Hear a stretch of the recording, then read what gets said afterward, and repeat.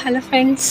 Now we are moving again to a good visit to Rishikesh and just accompany me. I'll show you some more visitable places, right? तो ये है हमारा मायाकुंड। विशाल वनों से घिरे हुए ये पर्वत और असीम गहराई से युक्त ये गंगा जी का जल इसे मायाकुंड बनाता है। अपना ही एक आध्यात्मिक महत्व है। जो भी यहाँ आता है अगर सज्जन और साफ दिल का इंसान है तो उसे निश्चित ही यहाँ का एक दिव्य आकर्षण जरूर महसूस होता है। चल पड़े हैं आज अपने ऋषिकेश की यात्रा के लिए। अभी अभी सुबह हुई है और हम अपनी यात्रा रात तक पूरी करके ही आएंगे। तो चलिए मेरे साथ इस पूरे सफर पर बने रहिए। हालांकि कोरोना की वजह से इस बार थोड़ी सी भीड़ कम है। खैर कोई बात नहीं, भीड़ कम होने के बावजूद भी हमें तो लुत्फ उठाने में कोई कमी महसूस नहीं हुई। देश विदेश से लोगों का यहाँ आना अभी भी बना हुआ है। सुंदर पहाड़ियाँ, ये नीला आकाश कितना सुकून और शांति देता है। ऋषिकेश का आस्था पथ, जिसने भी इसे नाम दिया बिल्कुल सही दिया। जब हम इस पथ से गुजरते हैं वास्तव में ईश्वर, प्रकृति और दिव्य स्थानों के प्रति स्वतः ही आस्था प्रकट हो जाती है। और अब हम चलते हैं इस एक नए बने हुए ब्रिज की ओर जो कि जाता है राम झूला और लक्ष्मण झूला की ओर। और इस ब्रिज की यूँ कहिए कि इस बांध की शोभा अपने आप में बहुत ही मनोहर है। आप जब देखेंगे हम लौट कर भी यहीं से आएंगे। रात को हम अपना सफर यहीं से तय करेंगे। आप जरूर देखिएगा कि रात में इसकी छटा कितनी मनोहर लगती है। अरे वाह आंटी, इसी नरम नरम धूप और साथ में नमकीन। ओहो, लोग अपने आप को रोक ही नहीं पाते हैं। ऋषिकेश है ही इतना सुंदर कि कैसे अपने आप को रोका जाए। कभी पुल पर घूमने के बहाने तो कभी आस्था पथ पर, कभी मायाकुंड, कभी ये तो कभी वो। बने रहिए मेरे साथ, मैं दिखाऊंगी आपको ऋषिकेश में जो है बहुत खास।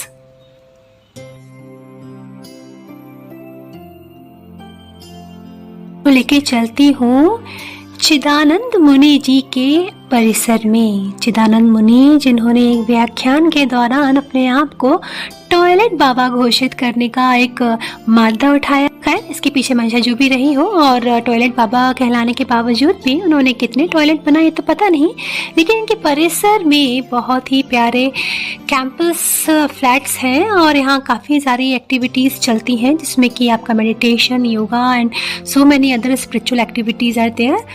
आश्रम की आप खूबसूरती देख सकते हैं। कितने सुंदर वृक्ष हैं यहाँ, कितनी प्यारी हरियाली है। बहुत ही शांति और बहुत सुकून है इस परिसर में।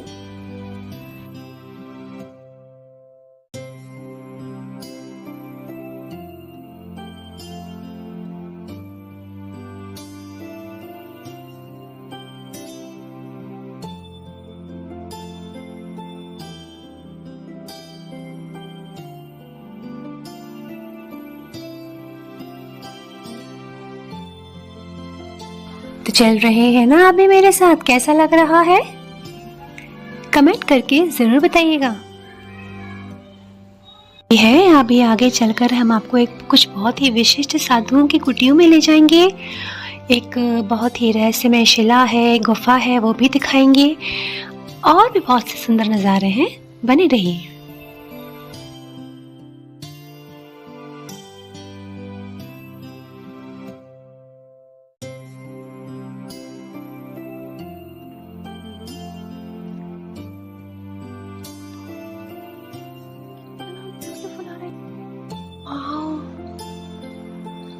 Beautiful.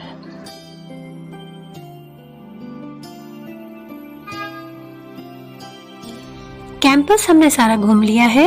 अब हम निकलते हैं इस कैंपस से बाहर, इसके पीछे के गेट से, और हमारी अब अगली यात्रा शुरू होती है। तो अब हम पहुंच गए हैं श्री राम सुखदास जी महाराज के कैंपस में। शायद आपने इनका नाम नहीं सुना होगा, लेकिन ये एक बेहद आध्यात्मिक विभूति है और वास्तव में एक सच्चे संत रहे हैं। इन्होंने साधक संजीवनी नाम का गीता का भाष्य लिखा हुआ है, कभी वक्त मिले तो जरूर पढ़िएगा। और अभी आगे मैं आपको उनकी रियल आवाज भी सुनाने वाली हूँ, जिस आवाज में उनकी प्रवचन है।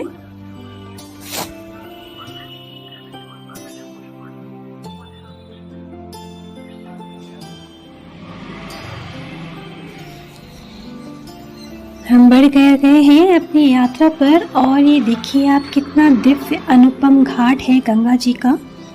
यहाँ परमार्थ घाट पर आप ये गंगा जी का सुंदर स्वरूप देख सकते हैं, कैसे चांदी की चादर के रूप में झलक रही हैं।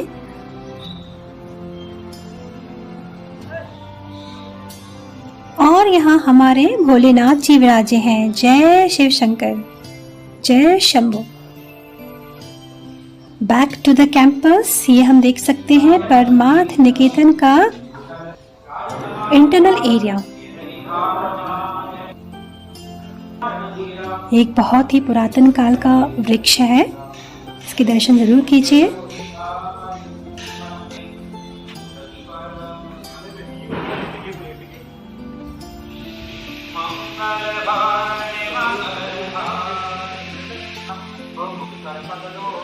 नित्य निरंतर सुबह शाम यहाँ पर हरिद्वार, ऋषिकेश, उत्तराखंड के ऐसे स्थानों पर और ऐसे मंदिरों में निरंतर दिव्य अनुष्ठानों का प्रक्रम जारी रहता है।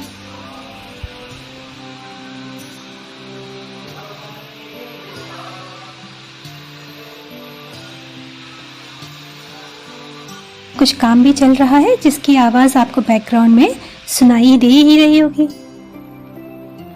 और अब हम आ गए हैं इसके एक और नवीन प्रांगण में। इससे ही जुड़ा हुआ एक और प्रांगण है। इसकी आप बगिया देखिए, कितनी खूबसूरत बगीचा है ये। यहाँ से दिखने वाला गंगा जी का दृश्य कितना मनोहर है कि ये गंगा जी इसी तरह से बहती रहे, इनका नाद यूं ही सुनाई देता रहे और ईश्वर करे कुछ ऐसी सिद्धि मिले कि बस ये नज़ारा आंखों में और ये ध्वनि इन कानों में सदैव के लिए कैद हो जाए।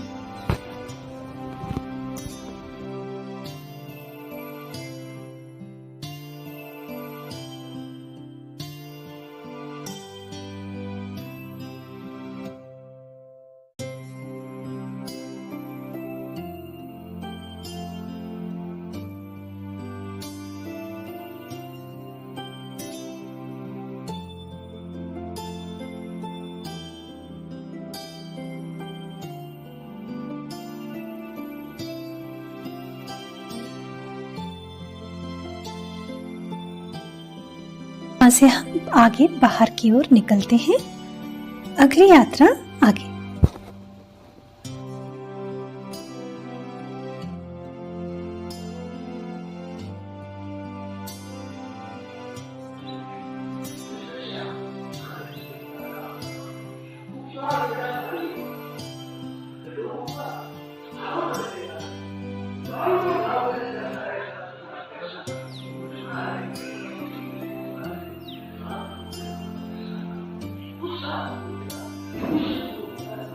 शिव शंभो, जय जय शिव शंभो। अब हम आ चुके हैं श्री हनुमान प्रसाद पोद्दार जी के उस उनकी मूल भवन में। उन भवन कहना चाहिए, एक छोटा सा ही कक्ष है जहाँ पर वो रहकर अपनी साधना करते थे, अपना अधिकतर समय व्यतीत करते थे और गीता प्रेस गोरखपुर से संबंधित अनेक अपने आध्यात्मिक लेखों को लिखते थे।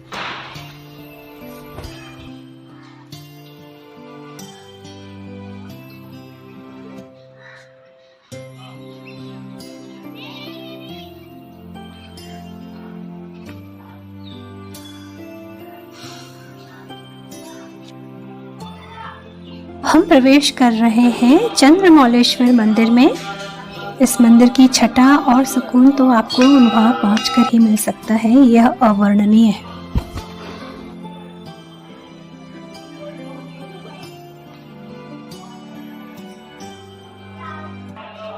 महादेव का ये अति प्राचीन मंदिर है जहाँ निरंतर अभिषेक होता रहता है और निरंतर नाना प्रकार के शिव स्त्रोतों का महिमा मंडन चलता रहता है, जो कि वातावरण को स्वतः ही बहुत ही शांत और सुंदर और पवित्र बना के रखता है। वृक्ष की परिक्रमा। वृक्ष की परिक्रमा का अपना ही एक आध्यात्मिक रहस्य है। इससे व्यक्ति के मन को बहुत शांति मिलती है। आप स्वयं इसे करके देखिए।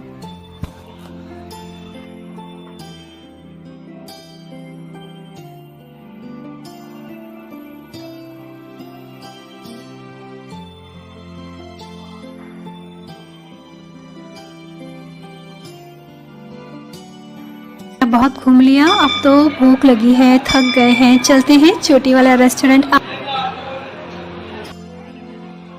आप में इस खासकर से इस रेस्टोरेंट का सबसे बड़ा आकर्षण ही है ये हमारे कहना चाहिए कि सोमो काइंड ऑफ लुकिंग, ये जो हमारे पंडिताज हैं या कहना चाहिए पांडाज हैं, ये बैठे हुए हैं जिन्हें चोटी वाला कहते हैं। This are very famous.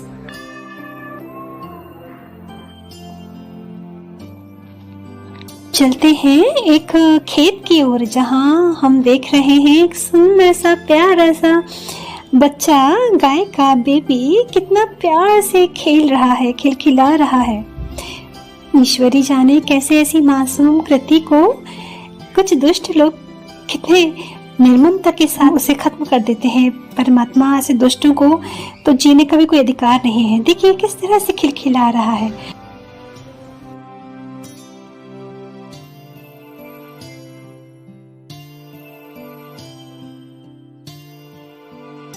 Shiv Shambho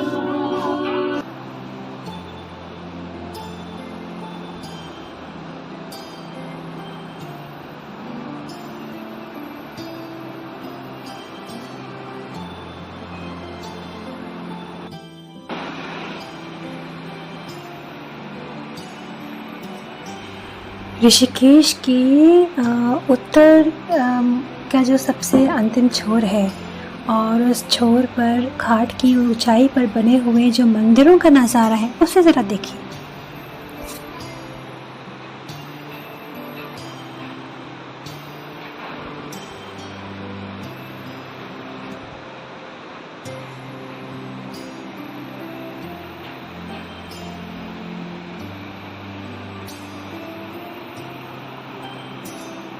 ये हमने अब यहाँ बहुत घूम लिया। अब कुछ राफ्टिंग की जाए और देखें कि राफ्टिंग कैसी होती है। ओके,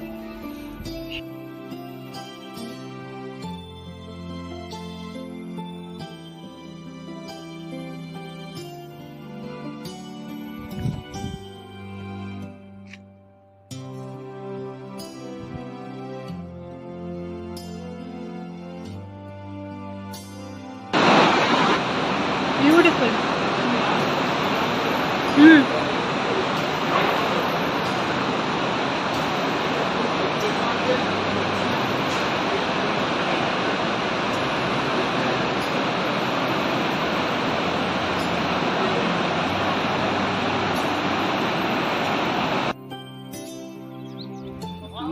ब्यूटी ऑफ ऋषिकेश, देखिए कितनी सुंदर सुंदर पहाड़ें, कितना प्यारा नज़ारा है। भारत के बाहर से भी रोज कई लोग आते हैं यहाँ राफ्टिंग करने के लिए। इसका अपने आप में एक अलग ही लुत्फ है। ऋषिकेश की जो एक मेजर अर्थव्यवस्था का कारण है वो अपने आप में राफ्टिंग है।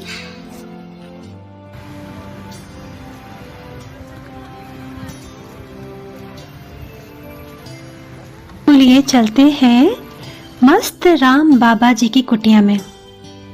ये मस्त राम कौन थे, किस चीज़ के लिए माने जाते हैं, इसके लिए मैं आपके लिए एक अलग वीडियो बना दूंगी और आप चाहें तो गूगल पर आप सर्च कर सकते हैं। एक बहुत ही आध्यात्मिक विभूति है और किस गुफा में रहकर उन्होंने वर्षों तक तपस्या करी उस गुफा को भी हम आपको दिखाएंगे। बने रहिए।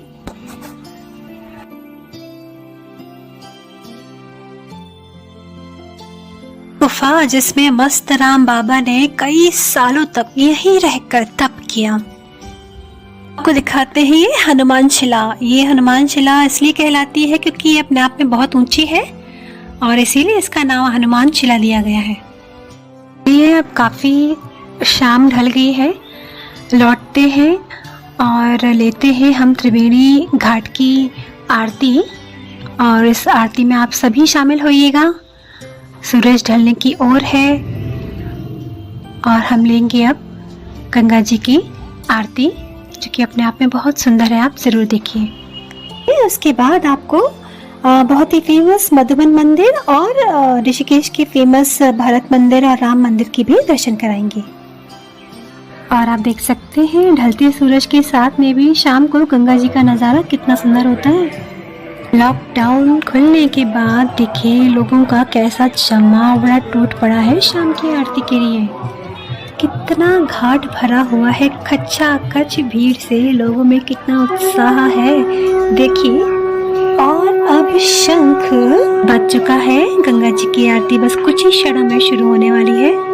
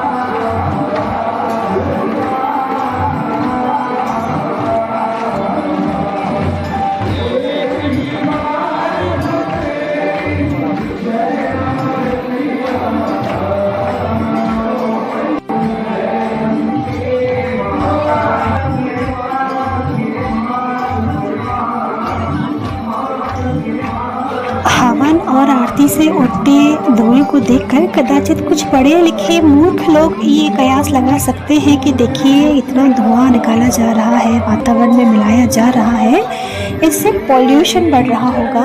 लेकिन वे शायद ये नहीं जानते कि ये धुआं आपकी गाड़ी, वाहन, आपकी फैक्ट्रीज और टेररिज्म के जो बॉम्ब और धमाके हैं उनके धुआं जैसा धुआं नहीं है। इस धुएं से वातावरण शुद्ध होता है, पवित्र होता है, ना कि अशुद्ध।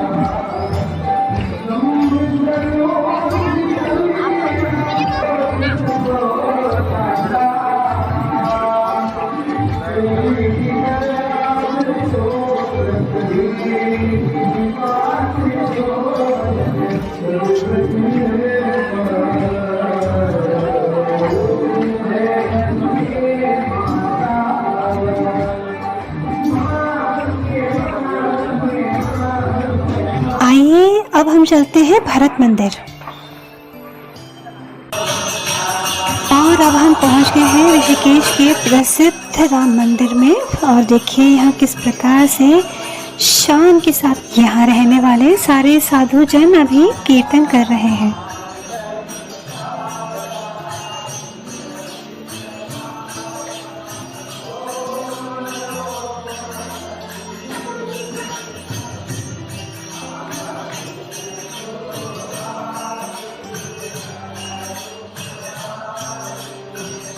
चलिए आपको लेके चलते हैं मधुबन मंदिर में।